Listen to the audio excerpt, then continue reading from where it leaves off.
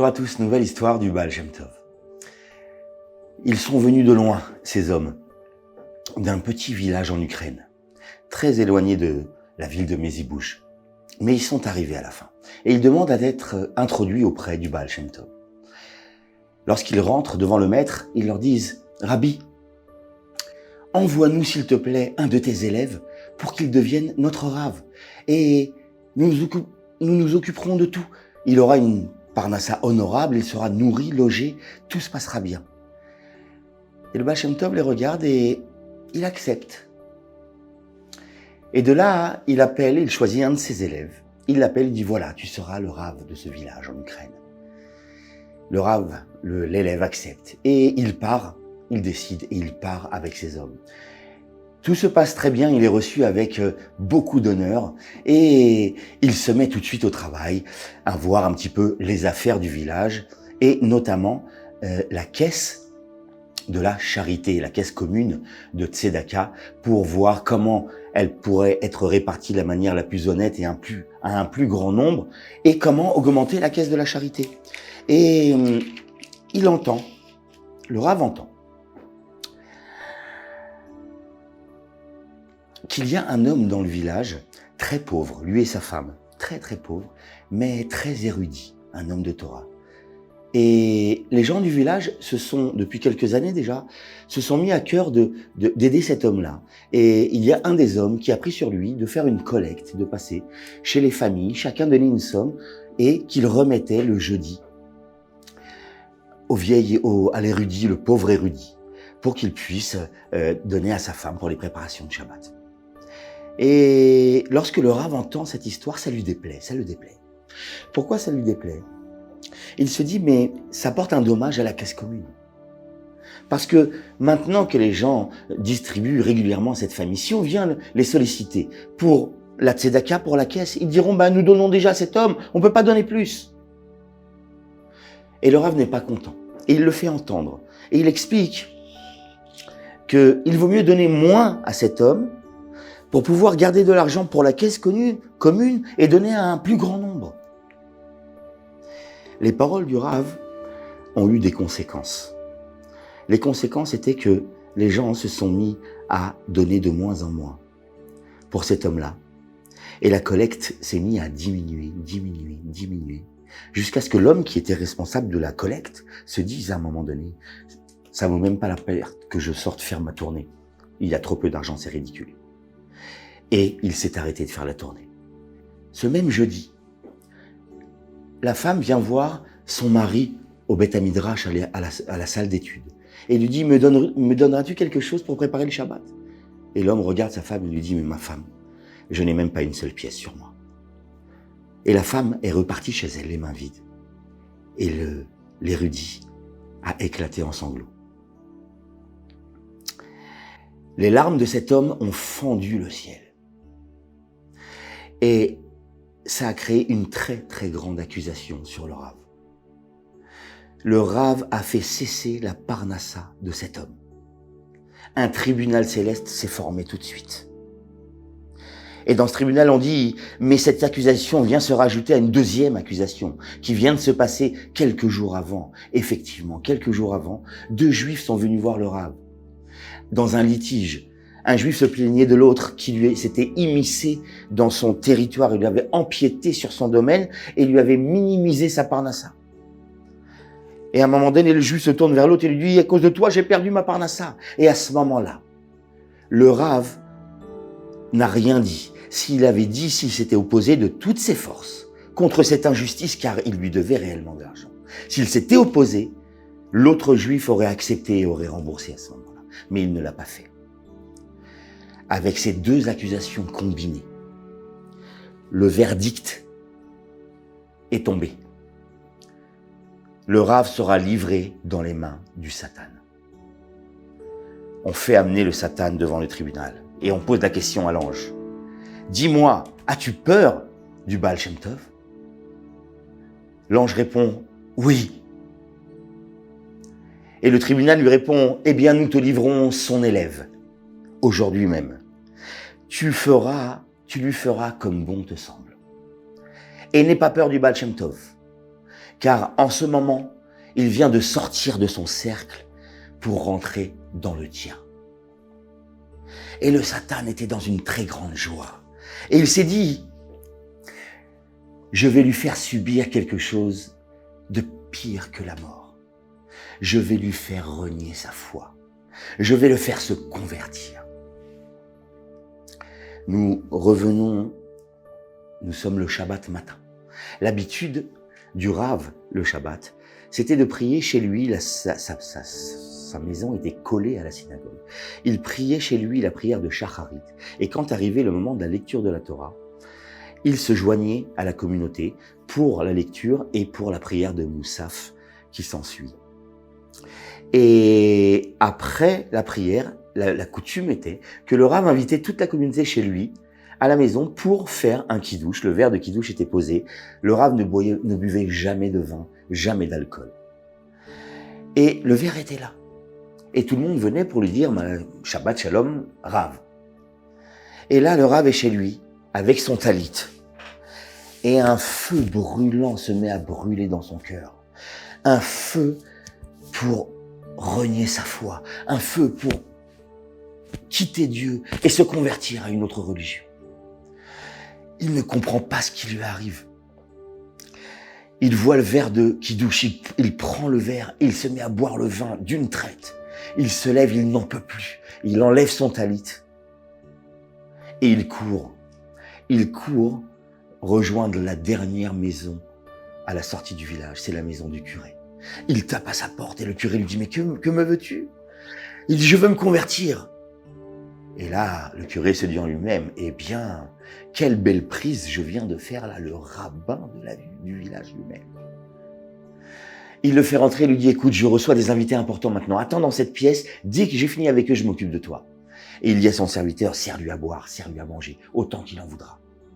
Et le Rav s'installe dans la pièce et le serviteur se met à lui amener beaucoup de vin et beaucoup d'alcool. Et le Rav boit, et il n'a pas l'habitude de boire, et il s'enivre. Et il tombe dans un profond sommeil, il vomit. Et il s'endort. Quand il se réveille, le curé n'avait pas encore fini avec ses invités. Il se remet à boire, et il retombe encore dans un sommeil. Et là,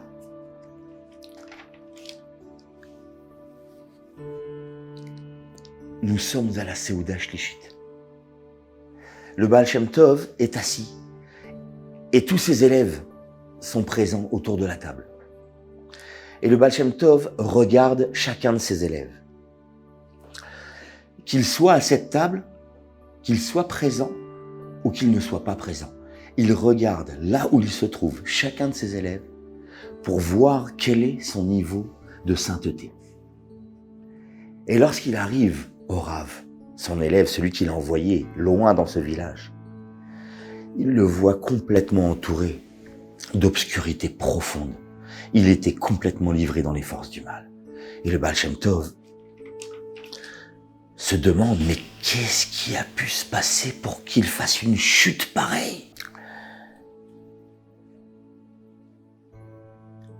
Le Baal Shem Tov se met à chanter le fameux chant que les chassidim chantent pendant la Seouda Shlichit, le chant qui s'appelle Bene Echala. Et à un moment donné, dans le chant, il y a un passage, les Vatala Kol Klifin. Les Vatala Kol Klifin, c'est annuler toutes les forces du mal, annuler toutes les clipotes. Et là, le Baal Shem Tov s'arrête.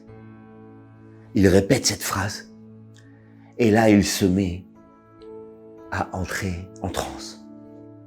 Il tremble de tout son cœur, de tout son corps. Et les élèves sont pétrifiés tout autour. Le rabbi est en train de s'élever vers les mondes et il part dans un voyage dans les mondes supérieurs. Il veut savoir pourquoi cet élève est tombé aussi fort dans les forces du mal. Et il arrive dans des palais célestes et il pose la question et il n'obtient aucune réponse. Et il continue à monter et là il arrive dans un palais immense. Et là enfin, on lui révèle la raison. Les deux accusations.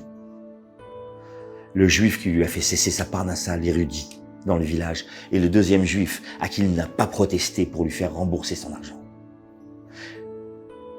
Et là, Le Baal Shem Tov entend ça. Et il se met à plaider en sa faveur, et il se met à réciter, à mentionner toutes les bonnes actions, toutes les belles mitzvot que cet homme-là a réalisées jusqu'à maintenant. Aucune réaction, rien n'annulera la sentence. Et là, le Baal Shem Tov dit,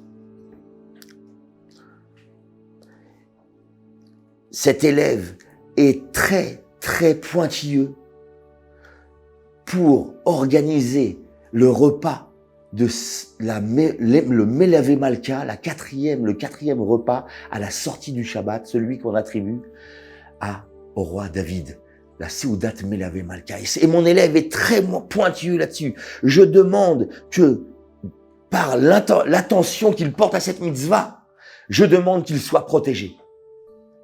Et le tribunal céleste lui répond, l'attention qu'il porte à cette mitzvah, effectivement, mériterait pour lui d'être protégé. Eh bien, nous donnons une condition. La condition est que si maintenant, en ce moment même, en pleine épreuve, il réalise la mitzvah de Seudat Melavé Malka, il fait le 4e repas à la sortie de Shabbat, eh bien, il sera protégé. Mais sinon, il reste dans les mains du Satan. Le Baal Shem Tov finit sa transe, il revient à lui-même. Et là, il se lève et il prend un morceau du pain avec lequel il a béni le repas. Il prend un morceau et il prend une des 12 chalot, un des 12 pains que le Baal Shem Tov a l'habitude d'avoir sur sa table pour les 3 repas de Shabbat. 12 pains. Il prend un des 12 pains plus le morceau de son pain à lui. Il se tourne vers un de ses grands élèves et lui dit, dans ces mots, « Prends, pars, sors, et Hachem va t'aider. » Et là, l'élève comprend qu'il ne doit poser aucune question. Que dois-je faire avec ce pain? Où vais-je aller? À qui je dois le remettre? Aucune question. Il prend le pain et il se dit, je m'en remets au tzaddik et Dieu va aider. Il sort et il marche. Il sort de la ville, il sort de Mezibouche. Et là, le Baal Shem Tov se met à chanter de toutes ses forces. Levat ala kol kli, fin, levat ala kol kli, fin. Annuler toutes les forces du mal. Et personne ne savait pourquoi il chantait ça, en boucle. Et l'élève sort de la ville. Il est dans une pénombre. Il marche et là, il se met à voir sur le chemin des pierres, des grandes pierres, des petites pierres, des morceaux d'arbres, des embûches. Il est très, très difficile pour lui d'avancer. Et il comprend que c'est l'œuvre du Satan qui lui met des embûches. Et il s'entête pour, avec sa foi, continuer le chemin. Il s'entête, il force et il force. Il passe la première fois, ça se calme, la route devient propre. Mais très peu de temps après, il y a une quantité de sable sur la route et il peine à marcher, il peine une deuxième fois. Et ensuite, ça se calme et encore une troisième fois. Et là, le chassid implore Hachem. Mon Dieu, pourquoi je suis là? Je veux simplement réaliser cette mystérieuse mitzvah que mon maître m'envoie faire. C'est pour le tzaddik que je fais ça, Hachem. Et là, après la troisième fois, tout se calme. Et plus que ça encore, le chassid marche sur le chemin et il voit défiler le paysage autour de lui à toute vitesse. Il comprend qu'il y a là un miracle. Le sol se plie sous ses pieds. Et en quelques minutes, il aperçoit une maison avec une petite bougie à l'intérieur. C'était la maison du curé à la sortie de la ville. Il avait traversé l'Ukraine en quelques minutes. Il entre dans la maison pour se reposer. Là, il voit un homme avec des habits de Shabbat, allongé, endormi, sentant l'alcool, tout sale. Il s'adresse au serviteur, lui dit, mais qui est cet homme-là? Et le serviteur répond, c'est le rave du village. Il est venu ici, chez le curé, pour se convertir. Et là, il comprend. Il comprend pourquoi il est arrivé jusque-là et toutes ces embûches. Et il remercie Dieu de l'avoir guidé, de l'avoir fait arriver sain et sauf. Il se repose un peu. En attendant, le Rav se réveille. Et il veut tout de suite se servir encore un verre de vin. Et là, l'élève du Baal Shem Tov lui attrape la main, lui dit « Mon ami, il arrivera ce qu'il arrivera, peu importe. Avant de boire, tu vas te laver les mains. » Et le Rav, un peu ivre encore, accepte, se lève, il va se laver les mains. Et il revient pour prendre le verre de vin.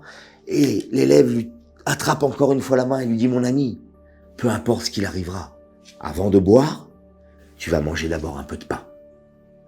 C'est pas bon de voir le ventre vide. » Et là, le Rav accepte. Et l'élève lui prend le pain, les 2 morceaux de pain, la challah et le morceau du Baal Shem Tov, lui met dans les mains et lui fait réciter la bénédiction, un motzi, lechem min haaretz, qui fait sortir le pain de la terre. Et le Rav se met à manger. Petit à petit, il mange et il revient lui-même, jusqu'à ce qu'il retrouve toute sa lucidité. Et là, il se met à crier « Aïe, vavaï ! Mon Dieu, qu'est-ce que j'étais sur le point de faire? Qu'est-ce qui m'a pris ?» Et il se met à pleurer toutes les larmes de son cœur, il s'arrache les cheveux de la tête. Et il dit « Le seul moyen pour moi de pouvoir réparer, c'est d'aller chez mon maître, je dois aller chez le Baal Shem Tov. Mais c'est très loin d'ici, comment je vais faire? Qui me donnera les ailes de la colombe? Que je puisse arriver jusqu'à Mézibouge. » Et là, l'élève, il voit vraiment le vrai repentir et la sincérité du Rav. Et il lui dit « Mon ami, écoute-moi, sortons maintenant. J'ai la foi que nous allons arriver rapidement à Mézibouge. » Et il lui dit « J'ai vu tellement de miracles à l'aller. » Il lui dit « Allez, viens, attrape ma ceinture et sortons de là. » Et le Rav lui attrape sa ceinture. Il sort de la maison, il fait quelques pas et il arrive devant Mézibouge. Le sol s'était dérobé sous leurs pieds. Ils avaient retraversé l'Ukraine dans l'autre sens. Et lorsqu'il rentre chez le maître, quand le Rav voit le Baal Shem Tov, il s'évanouit. Il s'évanouit. Et le Baal Shem Tov dit, prenez-le, allongez-le, qu'il se repose. Et lorsqu'il se réveille, il se met à pleurer. Rabbi, comment je vais faire? Rabbi, qu'est-ce qui m'est arrivé? Et le Rabbi, le Baal Shem Tov, lui donne exactement quoi faire pour pouvoir réparer cette erreur-là. Et cet homme, le Rav, il est devenu plus qu'un tzaddik. Il est devenu un très grand Baal Tchouva. Cette histoire se termine pour nous dire que des fois, finalement, dans cette histoire, dans les 2 cas, le Rav a fait arrêter la parnassa d'un autre juif. Dans un premier cas, il en a trop fait. Dans le deuxième cas, il en a pas assez fait. Il faut être vigilant et savoir que nos paroles peuvent avoir des conséquences. Et si elles ont des conséquences de léser n'importe quel juif, sur n'importe quel sujet que ce soit, ça peut provoquer des accusations dans le ciel. Il faut être de bon cœur, il faut faire attention à nos paroles et toujours voir d'un bon œil. Voilà pour l'histoire. À très bientôt. Bye bye.